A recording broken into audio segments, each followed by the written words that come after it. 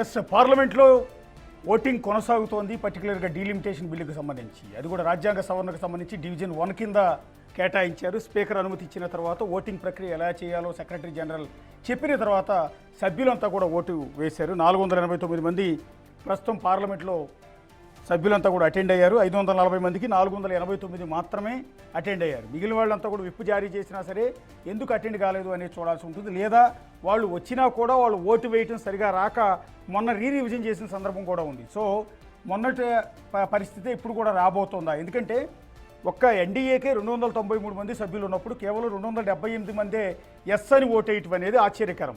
సరే, ప్రతిపక్షాల కంటే 234 మంది ఉన్నారు కాబట్టి అందులో 211 మంది వేశారు, మిగిలిన 14 మంది రాలేదు, గైరు హాజరయ్యారని అనుకుందాం. కానీ ఎన్డీఏ అధికార పక్షానికి సంబంధించి 278 ఓట్లు మాత్రమే పడటం అనేది ఆశ్చర్యకరం. అందువల్ల కొంతమంది సభ్యులకు సెక్రటరీ జనరల్ ఓటు ఎలా వేయాలో, పచ్చ బటన్ ఎలా నొక్కాలో ఎంతసేపు ఎక్స్ప్లెయిన్ చేసినా కూడా వాళ్ళకి అర్థం కాని పరిస్థితి ఉంటుంది. మొన్న కూడా అసలు ఈ బిల్లుని పార్లమెంట్లో ప్రవేశపెట్టాలా వద్దా అన్న దాని మీద కూడా ఇదే రకమైన డివిజన్ ఇచ్చినప్పుడు చాలామందికి ఓటు వేయటం రాలా. మొదట్లో చాలా తక్కువ సంఖ్య చూపించింది. పార్లమెంట్కి అటెండ్ అయిన సభ్యుల సంఖ్య కేవలం 333 అని మాత్రమే చూపించింది. తీరా తర్వాత ఇంకొక 100 ఓట్లకు పైగా పెరిగాయి. 436 మంది సభ్యులు అటెండ్ అయినట్టుగా ఆ తర్వాత తెలిసారు. అందుకని మళ్ళీ ఒకసారి రివిజన్ చేస్తూ ఉన్నారు. సో ఫిజికల్గా సెక్రటరీ జనరల్ అండర్లో పనిచేసే ఎంప్లాయీస్ అంతా కూడా ప్రస్తుతం ప్రతి ఒక్క ఎంపీ సీటు దగ్గరికి వెళ్ళి వాళ్ళు పచ్చ బటన్ నొక్కారా లేదా, ఆపరేట్ చేసేటప్పుడు ఏ విధంగా చేశారు అనేది ఒకసారిగా చెక్ చేస్తూ ఉన్నారు.